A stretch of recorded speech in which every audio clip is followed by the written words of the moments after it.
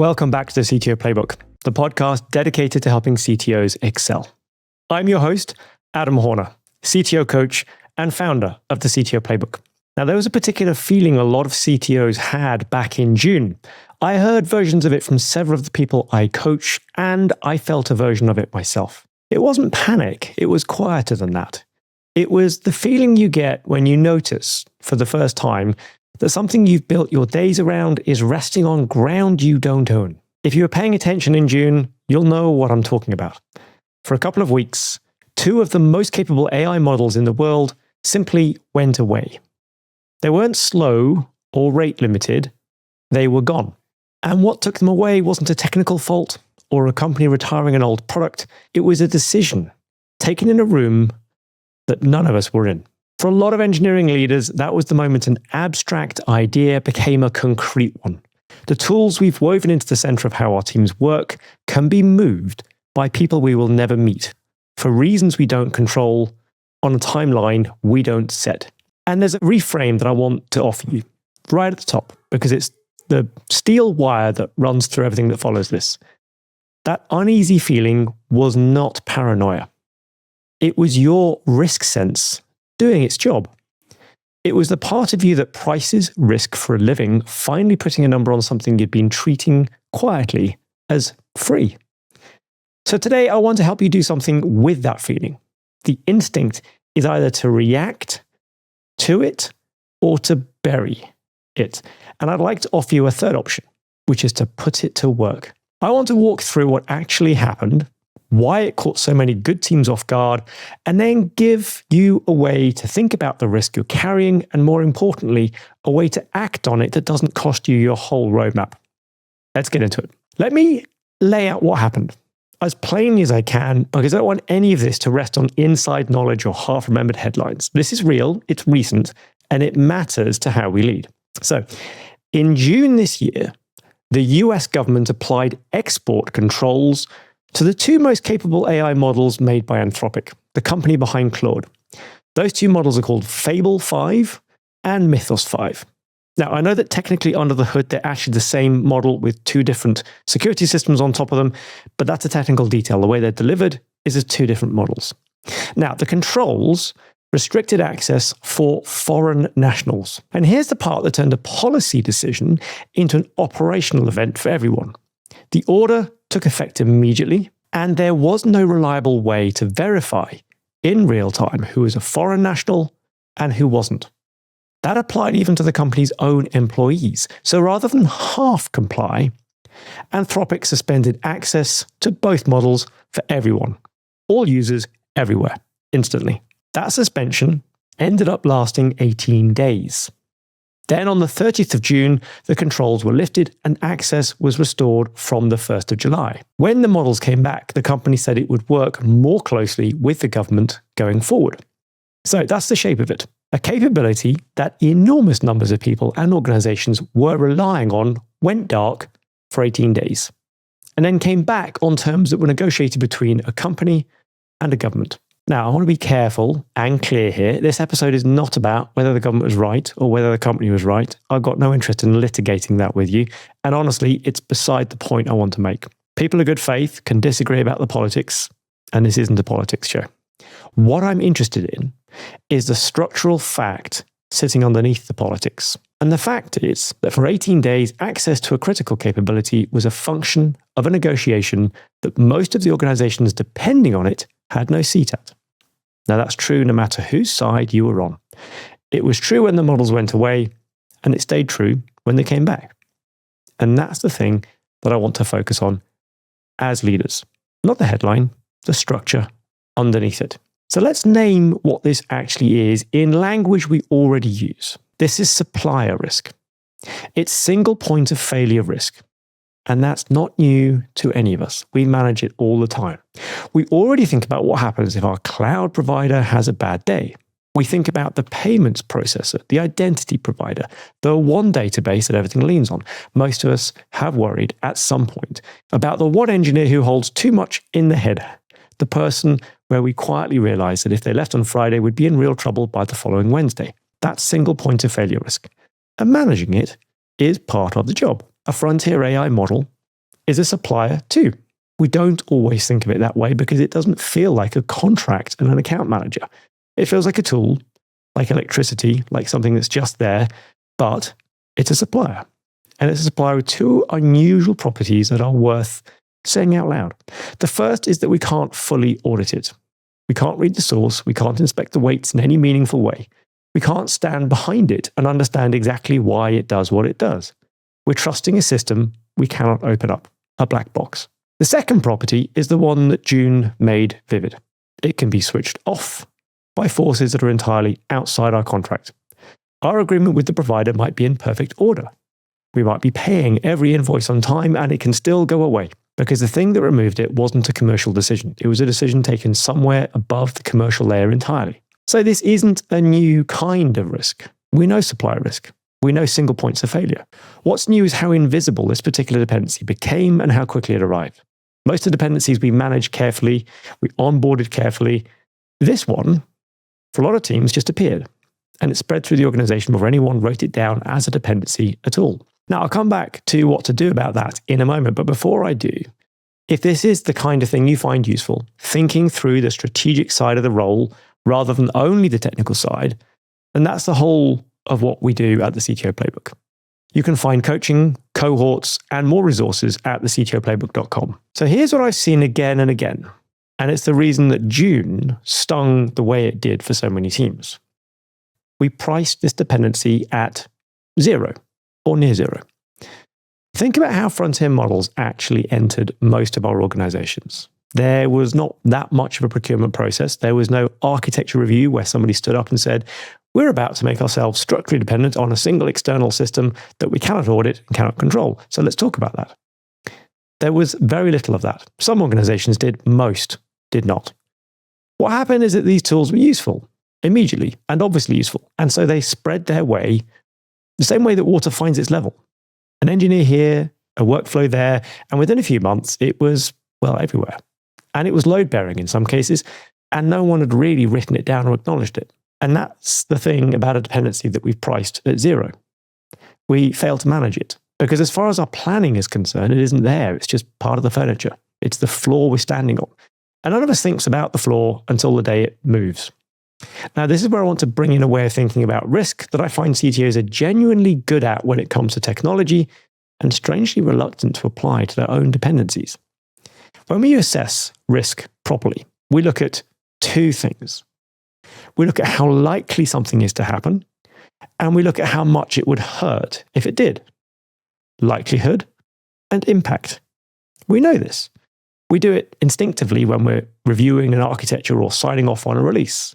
We weigh how probable a failure is against how bad it would be. But almost nobody had run that assessment on their frontier model dependency. Nobody had sat down and asked the two questions that matter. How likely is it that this capability gets taken away or degraded or priced out of our reach? And what actually happens to us if it does? Those two questions asked before June would have produced a very uncomfortable answer for a lot of teams. And the discomfort is the point. That discomfort is useful. Because here's the fire drill in all of this. In June, the alarm went off. But it went off for someone else's building. The models came back. Nobody's company actually burned down over those 18 days. And that is exactly the moment of maximum danger for a leader, because that's the moment human nature relaxes. The alarm stopped, everyone got back inside, and the overwhelming temptation is to conclude that the risk was overblown and go back to propping the fire door open with a chair because it's, convenient. So the CTOs who get value out of June are the ones who do the opposite of that. They treat the alarm they heard, the one that was for someone else this time, as the cheapest warning signal they're ever going to get. So what do you do with a dependency you can't audit and can't control once you've admitted you have it? Some of you will remember an episode I did a while back on gut instinct, where I talked about a simple three-way choice.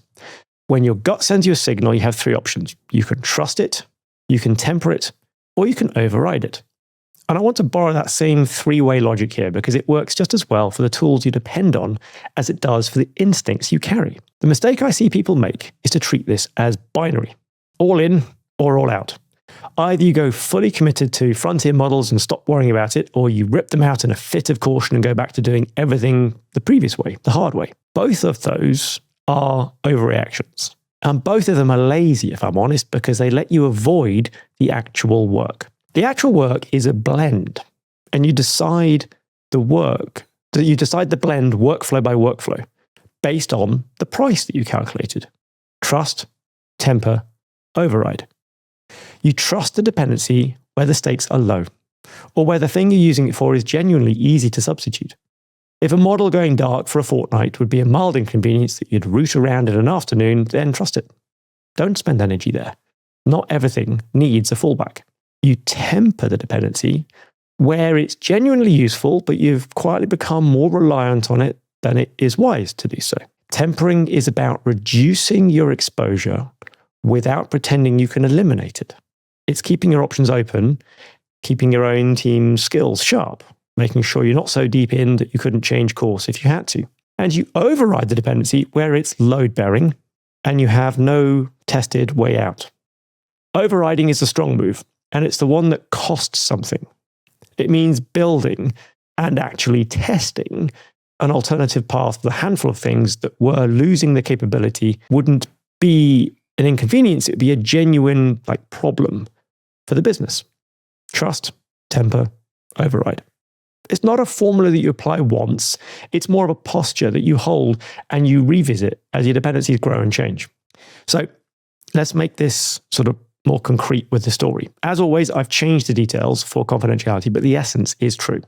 And in this case, it's really a story about two people, because I watched two CTOs I work with respond to the same June news in almost opposite ways. The first one called me in something close to a state. Good leader, sharp, genuinely capable, but the news had just hit a nerve.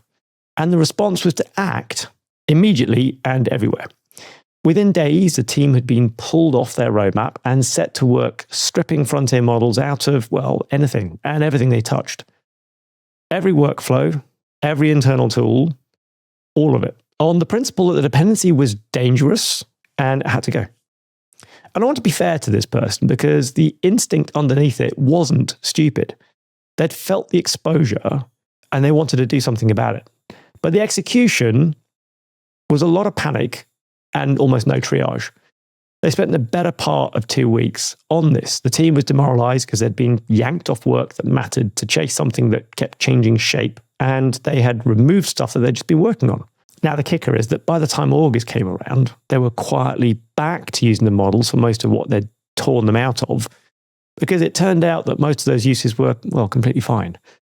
All that had actually been produced was disruption, noise, frustration, and a tired team, honestly. On the other hand, the second CTO did something much less dramatic, much more useful, but a lot harder work. They didn't call me in a state. They called me and said, right, I think we've just been shown something.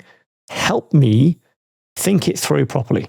And we did. We spent a few hours on it, right? And what they did was to sit down and price it.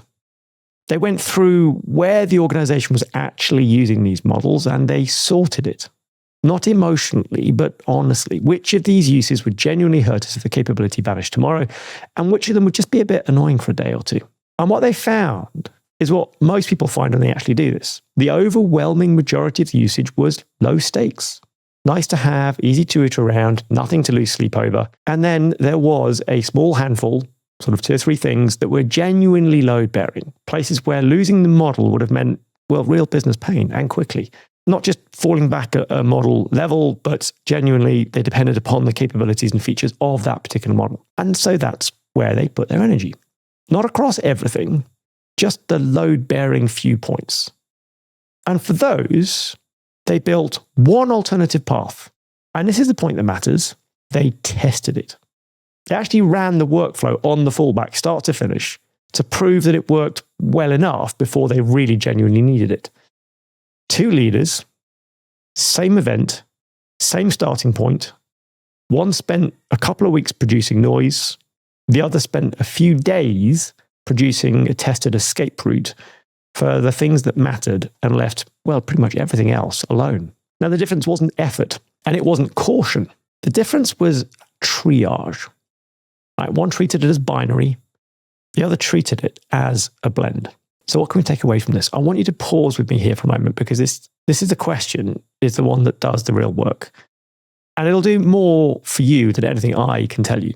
So as usual, if you're listening while walking or driving or between meetings, then hold the question in your head, pause to think through it if necessary. Otherwise, I genuinely encourage you to stop this and write down your answer. So here's the question. Where in your stack would a frontier model going dark tomorrow actually hurt? Not annoy you, not frustrate you, but genuinely hurt. But don't rush the answer, because the instinct is to say, well, everywhere, or everywhere it's used, or to say nowhere. And both of those two answers are essentially avoiding the question. The real answer is probably a very short, very specific list. And it's almost always shorter than you fear, but longer than you'd like. Finding that list is the whole job. Take your time with it. All right, done that? So let's make this practical. Let's give you a playbook. I want to start with the posture before the tactics, because if you get the posture wrong, the tactics probably won't save you all that much. The posture is this. You're not trying to eliminate this risk, because you can't. It's outside your control. You're trying to understand its price and pay down the part of it that actually matters. So every move I'm about to describe is a way of spending something, money, time, or complexity, to reduce either the likelihood of losing a capability or the impact of losing it. And the discipline that holds the whole thing together is that mitigation, which bankrupts your roadmap, isn't mitigation. You're matching the spend to the price. No more than that. So with that in mind, here are the practical moves available to you, roughly in order of how much they cost you. The first move is to run more than one frontier model. If everything you do runs through a single provider, then that provider is a single point of failure in exactly the classic sense. So having a second one that you're set up to use, even if you don't use it much day to day, means no single supplier can take you all the way down. This is probably the cheapest and often the most sensible first step. The second move is to blend or route between models for the same piece of work. This is a step up in sophistication. Rather than just having a backup, you build your systems so that the choice of model is a decision you make, not one that's welded into your code base or fixed into your approach. That way, switching isn't a project, it's a configuration. It costs more to set up, and it buys you much more flexibility. The third move is to look at open weight models, the ones you can run yourself, the ones that you can download and that nobody can take away from you from then onwards. Now, this is where you buy down the political and contractual risk most directly, because a model whose weights you hold can't be switched off from a room that you're not in. But let's be honest about the cost here and about a trap. It's not just the model you're taking on, it's the whole open source harness around it, the tooling that makes it usable, and of course the hardware that it runs on. And remember that the harness that runs a model is its own dependency with its own maintenance burden. So running your own is a real commitment, not a free escape. Sometimes it's exactly right. Just go in with your eyes open about what you're actually signing up for. And the fourth move we should consider is the one that people forget is even on the table. For a given workflow, you can choose not to use an LLM at all. Not everything that has an AI feature bolted into it needs one. We have decision support systems, we've got rules-based decision systems, and sometimes the honest answer is that old way was perfectly fine, or that a simpler, boring, entirely within your control approach removes the dependency completely for that particular job. That's not backwards, it's just judgment, right? Now, there's something about these four moves that we should notice, right? None of them is the answer. They're all options. And which blend is right for you depends entirely on the list you made a moment ago. That short list of things that would genuinely hurt. You apply the expensive moves to the load-bearing few, and you leave the low-stakes majority alone. That's trust, temper, and override turned into actions. And there's one last thing, and it's possibly the most important thing in the whole playbook. So if you take one thing from today, take this. It's not enough to have an escape route. You have to walk it before you need to run through it. An untested fallback isn't really a fallback, it's a hope, and potentially a liability. The second CTO in my story didn't just build an alternative path, they ran it end to end to prove it carried the load. Because the time to discover that your escape route doesn't actually fit everything through it or doesn't actually work is not the moment the alarm is going off in your own building. Now, I'll be honest, this metaphor has weighed on me a little this month because we've all seen in the news what happens in the most tragic and literal way when people go to use an emergency exit and find it isn't there for them, whether it's locked, barred, or simply not available. I don't want to lean on that, and I just raise it gently. But the principle it points to is deadly serious, right? It's exactly the same principle. An exit you've never checked is not an exit you can count on, especially on an emergency. So check yours, walk them, while the alarm is still ringing for someone else rather than yourself. So let's bring this all back together. In June, we got shown something. A capability that huge numbers of teams depended on went away for 18 days and came back on terms that none of those teams had a hand in deciding. The politics of that will get argued over for a long time, I'm sure, and that's fine. But underneath the politics, there's a plain structural fact for those of us who lead engineering organizations and depend on AI models. We are depending deeply on a supplier we can't audit and can't control. The answer to that is not to panic, and it's not to pretend the dependency doesn't exist. The answer is judgment. Trust the dependency where the stakes are low. Temper it where you become more reliant than is wise, and override it with a real tested alternative for the handful of things where losing it would genuinely hurt. You will never control this supplier, and that's the thing I want you to leave you with. You don't need to. You need to know your price, and you need to have walked the exits that matter before the alarm is yours. June is a warning that costs most of us, well, nothing. Being forewarned is the second best position a leader can be in. The best is to be forearmed. And the gap between the two is the work you choose to do now, while it's quiet, before you need it. If you want help thinking through your own version of this, that's the kind of work we do together at the CTO Playbook. You'll find coaching, cohorts, and how to stay up to date at thectoplaybook.com, helping you build your own playbook for your path at your pace.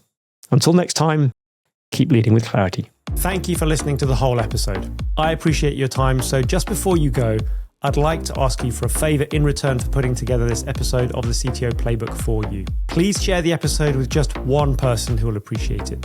Wherever you're listening, whether that is Apple Podcasts, Spotify, Amazon Music, or another platform, sharing the episode will help more CTOs find the podcast and enable me to create more great content. Remember that you can find more information on the CTOplaybook.com. Thank you for listening, and I'll see you on the next episode of the CTO Playbook.